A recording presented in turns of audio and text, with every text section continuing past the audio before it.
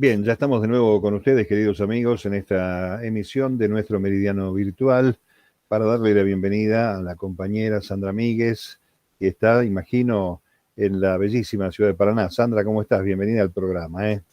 ¿Qué tal? Un gusto, Mario. Y la verdad que para mí es un gran orgullo poder estar allí porque soy de esa localidad querida de la provincia de Buenos Aires, así que estoy muy emocionada de poder compartir con ustedes, que son grandes y admirados colegas. Muchas gracias.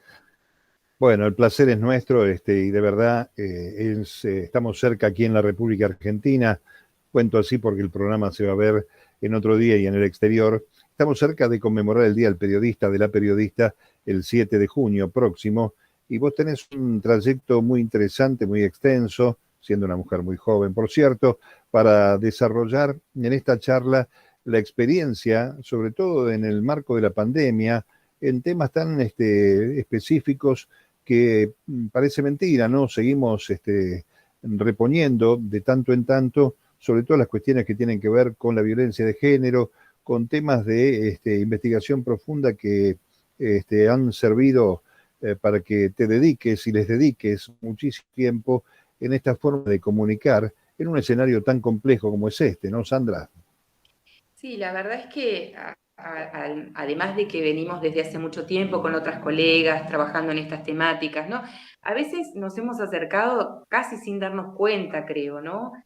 Pensando en todo el trayecto que hemos recorrido, cuando recién empezábamos a hablar de estos temas, era porque naturalmente surgía la necesidad de ir mirando desde esta perspectiva, que nos incluyera a las mujeres y a las disidencias dentro de espacios donde todavía no se hablaba particularmente de las problemáticas, pero que en este contexto, como lo estaba señalando Mario, adquiere una dimensión muy particular, porque ya hay estudios universitarios de distintas facultades y demás que hablan justamente del impacto que tiene la pandemia en sí misma en las mujeres, por todo lo que hemos podido conocer, no solamente el impacto económico, sino también porque en la reproducción de los estereotipos de género, las mujeres siempre nos terminamos haciendo cargo, digamos, de lo que son las tareas de cuidado.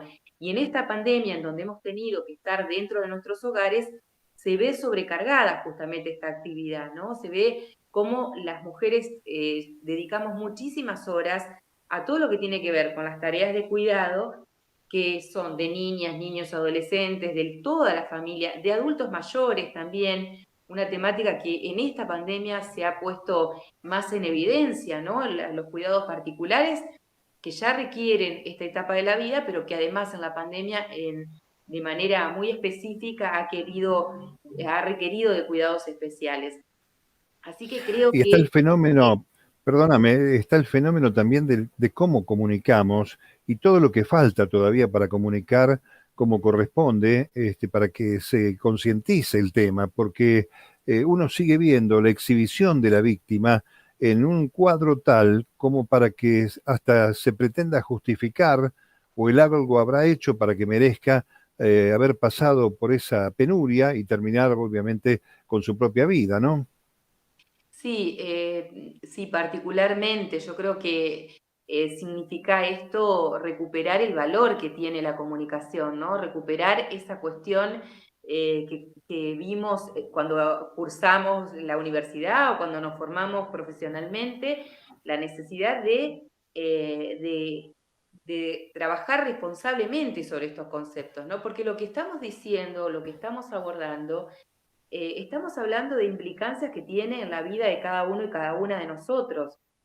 Entonces, que particularmente veamos cómo se reproducen los estereotipos de género en la comunicación, los medios de comunicación, en nuestras prácticas profesionales, en nuestros medios, en nuestra tarea cotidiana, periodistas, comunicadoras, comunicadores, es sumamente fundamental que tratemos de ver de qué manera contribuimos también nosotros y nosotras a reproducir esos estereotipos o justamente a propiciar una sociedad más equitativa, más justa, en donde las mujeres no seamos, digamos, lo vemos mucho en la justicia, ¿no? La justicia yo creo que hoy Claro. por hoy es uno de los ámbitos que más respuestas debe dar para ajustarse a la realidad, porque afortunadamente nuestro país tiene un compendio, un digesto de leyes muy interesantes, que es visto con mucha admiración por otros países, va realmente en un avance hacia lo que es la conquista de derechos y demás, pero el tema es cómo se aplica eso. Y un poco creo Claro, que los medios, ¿no? La diferencia esta, que vemos que la justicia todavía se resiste, una justicia, un sistema judicial, que además de leyes que históricamente, a lo largo de los siglos, han sido construidas y constituidas desde una mirada machista y desde los varones, ¿no? Que eran quienes ejercían estos servicios. Entonces hoy hay una resistencia muy grande todavía que está presente en el ámbito de la justicia. Pero que los medios, muchas veces porque nos dotamos de esos informes preliminares de la justicia, los fallos y demás, terminamos reproduciendo. Por eso es tan importante que nos formemos, que nos capacitemos, que veamos de qué manera también nosotras, nosotros, podemos contribuir a romper con esa imagen, ¿no? Con ese imaginario que nos asigna a las mujeres determinados roles, solamente determinadas funciones, y en donde, por ejemplo, en algunos procesos vemos que se pone más el foco en qué pasaba con esa víctima, dónde estaba, cómo estaba vestida, cuál era su comportamiento, que en realidad lo que hizo el victimario, es decir, qué hizo quien, digamos, rompió con esto que tiene que ver con la ley de protección integral hacia las mujeres. Entonces me parece que ahí está bueno este momento para que volvamos a pensarnos en nuestra tarea, que creo que es un poco lo que siempre hacemos, ¿no? Desde la comunicación, desde el periodismo, nos repensamos, vamos también acompañando los movimientos feministas, ¿no? Que nos impulsan y que nos llevan a pensar en estas nuevas cuestiones.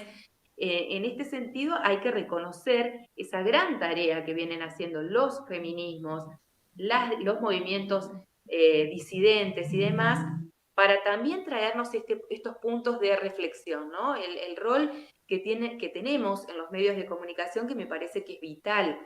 Y insisto con esto, que me parece que es tan interesante respecto de la posibilidad que tenemos de volver a la esencia de la comunicación, ¿no? De volver a la esencia de la comunicación como un derecho humano fundamental que tiene que ir acompañando justamente los demás derechos, ¿no? Y en esto lo que decimos, de la manera que lo decimos, el lenguaje es constitutivo, ¿no? Constituye la realidad y por lo tanto es muy importante que vaya justamente de la mano con estos nuevos modelos, de estas nuevas cuestiones que tienen que ver con todo lo que es nuestra sociedad. antes de pasar a los compañeros que seguramente tienen preguntas para hacerte, quiero recordar que Sandra es nuestra compañera desde la UNER, la Universidad Nacional de Entre Ríos, y también está en las mañanas, si no me equivoco, en el ET14, la querida Radio Nacional Paraná, desde las 7 en adelante hasta las 10, ¿no? Así es, Mario. La verdad es que para mí ha sido un orgullo. Y esto también habla de los modelos nuevos, ¿no? De estas nuevas posibilidades que tenemos las mujeres.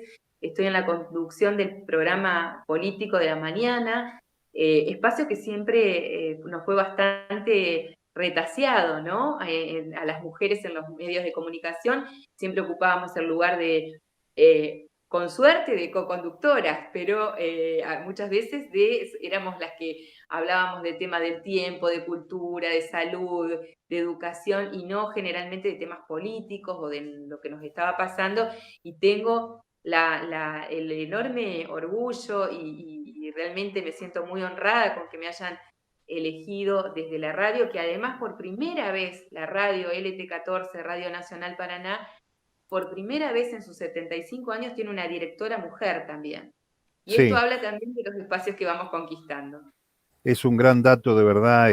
Cuando yo, que soy el más viejo acá de este grupo, empecé a trabajar en esto, la mujer era virtualmente un adorno, casi un objeto en la comunicación. Y bueno, es felizmente, a pesar de que un montón, está produciéndose un avance cada vez más importante.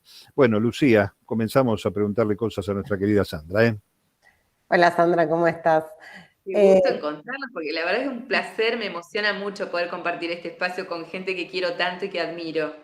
Gracias, igualmente. La verdad que, bueno, nos seguimos en Facebook hace mucho tiempo y realmente yo sigo el trabajo que vos haces como periodista, como militante feminista también. Y la verdad que, bueno, un poco lo venías hablando con Mario desde que comenzó la entrevista, lo que tiene que ver con esto de hacer periodismo desde la perspectiva de género. También mencionabas recién los cambios que se vinieron dando en la mujer, digamos, en el rol de la mujer en la comunicación y en el periodismo. Yo quería profundizar sobre esta cuestión y también vincularla a lo que tiene que ver con la radio universitaria, ¿no? ¿Vos creés que en estos medios, como son nuestros medios de comunicación universitarios, que además también siempre reivindicamos como medios alternativos, tenemos otro tipo de tratamiento de estas temáticas o visibilizamos otro tipo de cuestiones que no se hacen de esta manera en los grandes medios, Sandra?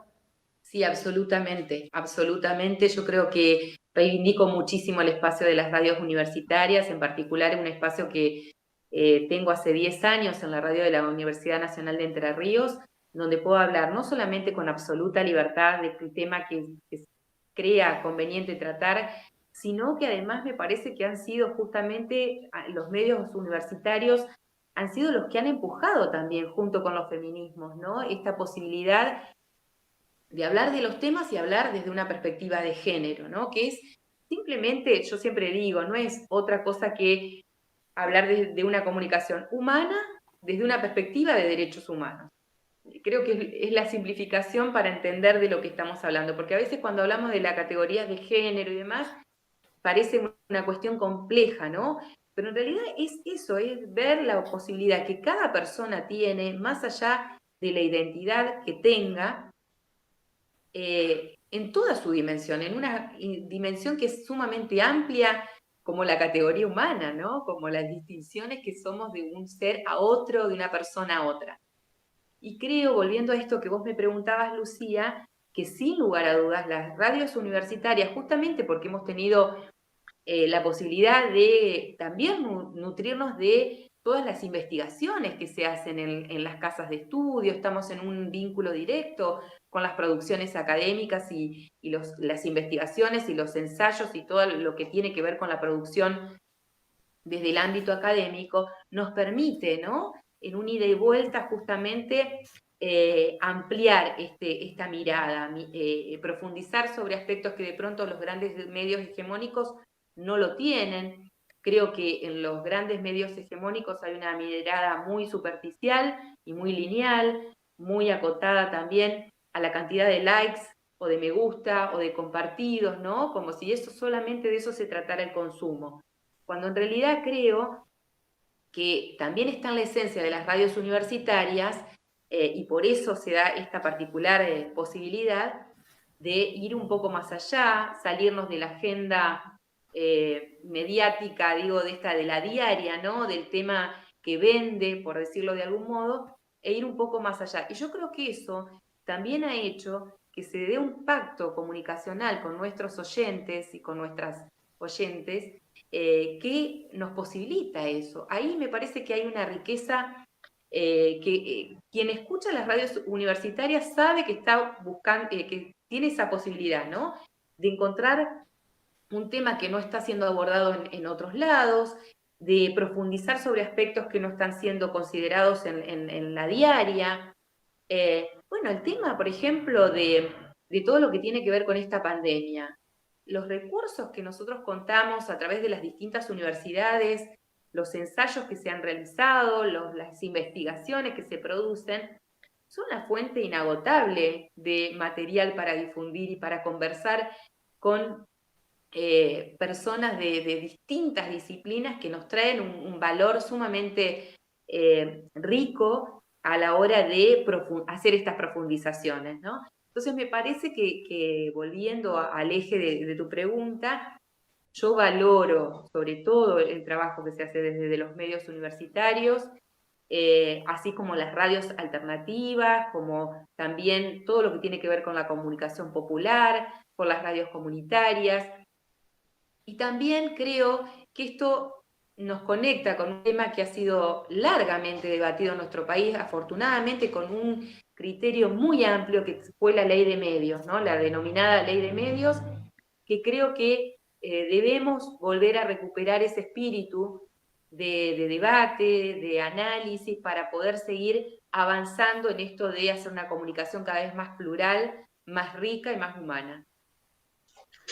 Hola Sandra, ¿cómo estás?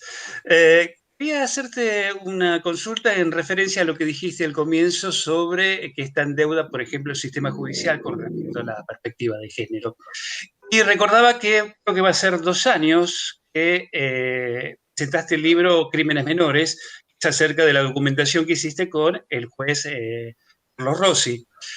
La pregunta que te quiero hacer es, ¿qué ves desde aquel momento que hiciste el libro hasta el día de hoy? ¿Hubo cambios? ¿Sigue estando igual? ¿Retrocedimos en ese punto? Bueno, creo que se ha avanzado mucho, a pesar de que la justicia, como a mi criterio, esto es muy personal, creo que es el gran deudor, ¿no? Respecto de incorporar la perspectiva de género, porque es donde más, por lo menos, donde más resistencia se ve, ¿no? Hay fallos, en las últimas horas se han conocido algunos fallos que son inconcebibles, ¿no? Desde el punto de vista de los derechos. Pero no vamos a entrar en mención de estos casos, me quedo con el vaso medio lleno, ¿no? Me gusta tener esta mirada también positiva respecto de que creo que gracias justamente a los movimientos feministas, de los feminismos, de las disidencias, a muchas organizaciones, a un debate profundo que se da hacia adentro del periodismo, ¿no? Con el periodismo feminista también, se van produciendo cambios. Y también la ley Micaela, que más allá de que podemos hacer algunas salvedades, ¿no? Que no es solamente lo único que se puede hacer, pero sí obliga al Poder Judicial a capacitarse en materia de género. ¿Y por qué digo esto? Porque podemos hacer un curso, salir con el certificado en la mano de que hicimos un curso, un taller, un seminario, la capacitación correspondiente, y sin embargo un funcionario judicial o una funcionaria judicial sigue sin aplicar la perspectiva de género. Entonces digo que hoy sí hay otras herramientas como los jury, ¿no? los juicios que se hacen a los magistrados, pero sí es cierto que va lentamente, ¿no? Con mucha resistencia, pero hay cambios que son notables. Así como decimos, hay fallos que son inconcebibles o hay funcionarios judiciales que no responden a esta perspectiva, también comienza a haber otros y otras que sí lo hacen, ¿no? Y esto sienta precedentes que son notables. Y me parece que en este sentido, desde aquel momento, ¿no? De que fue el jury al juez de ejecución de penas, Carlos Rossi, que quedó liberado, ¿no? Pero me parece que también hay 2 o 3 elementos que están puestos en juego ahora, que no estaban en ese momento, que están permitiendo que la justicia sea observada. Y una es, al calor de la pandemia, la justicia se ha visto obligada a tener que transmitir por los canales oficiales algunos juicios. Y eso hace que haya una difusión mayor respecto de los posicionamientos que hay dentro de un debate jurídico, ¿no? De un debate judicial. Esto me parece que es un elemento de control social, podríamos decir, respecto de lo que están realizando juezas, jueces y demás funcionarios.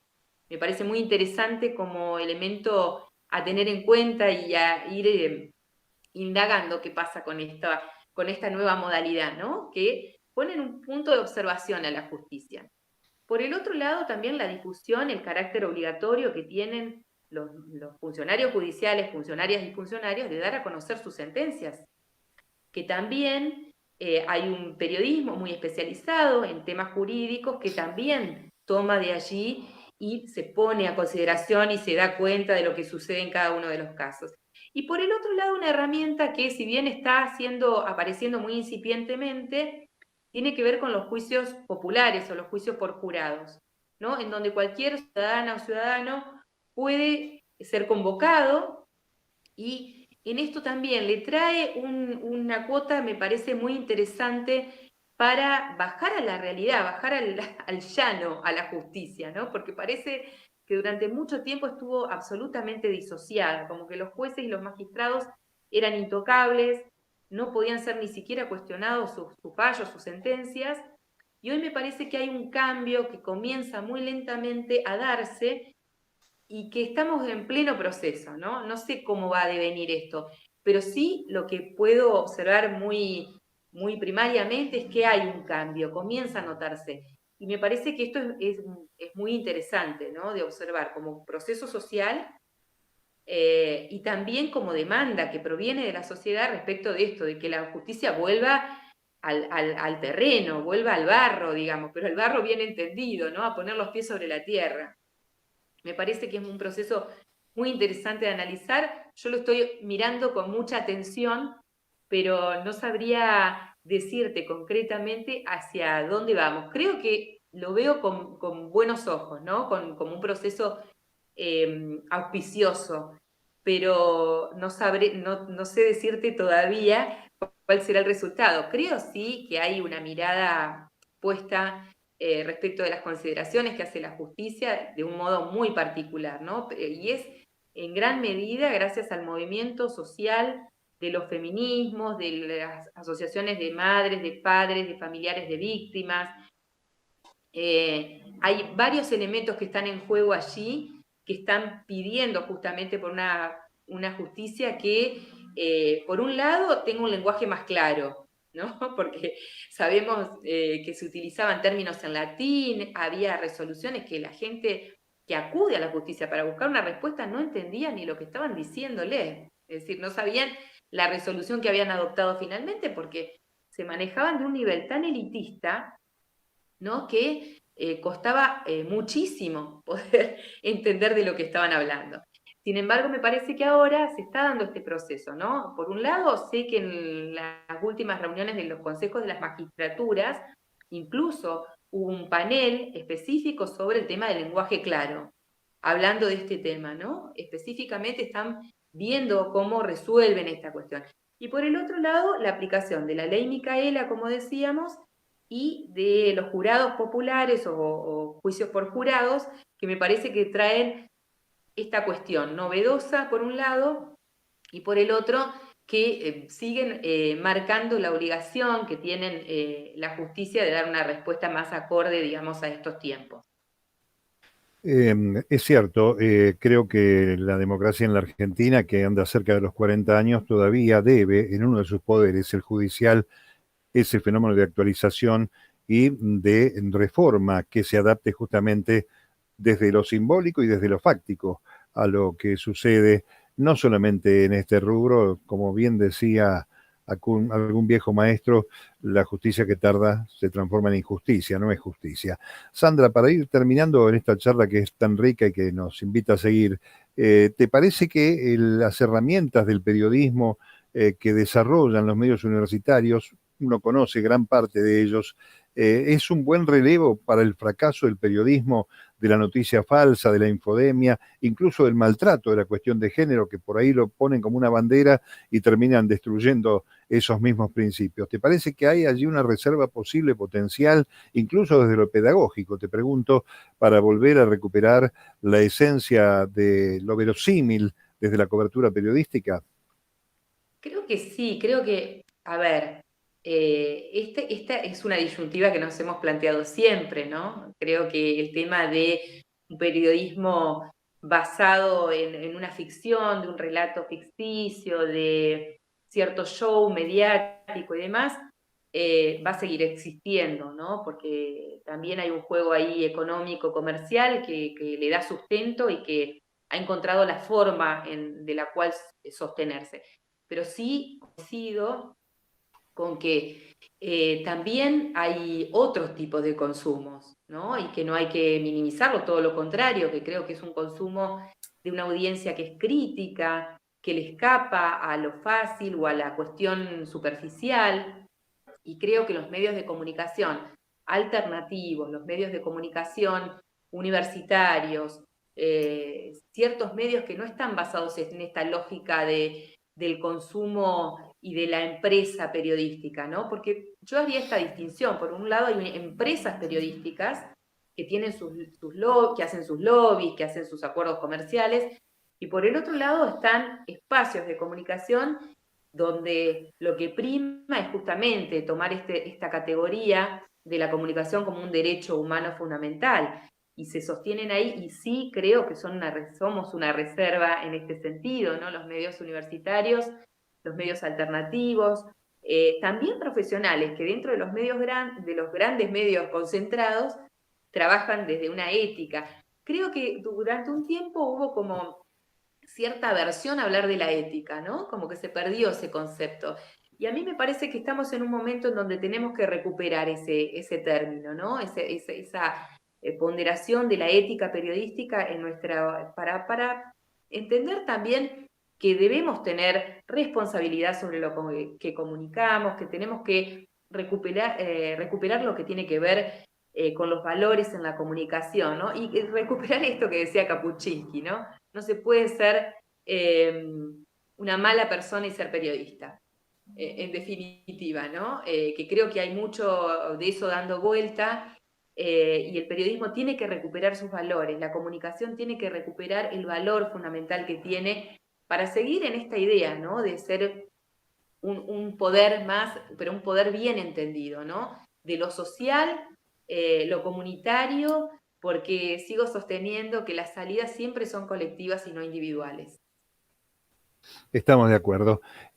Bueno, añorando la visita a Paraná, el encuentro con los amigos, el abrazo, te agradezco mucho habernos acercado este momento para compartir a través del programa y te dejo mi abrazo y mi cariño como siempre, ¿eh?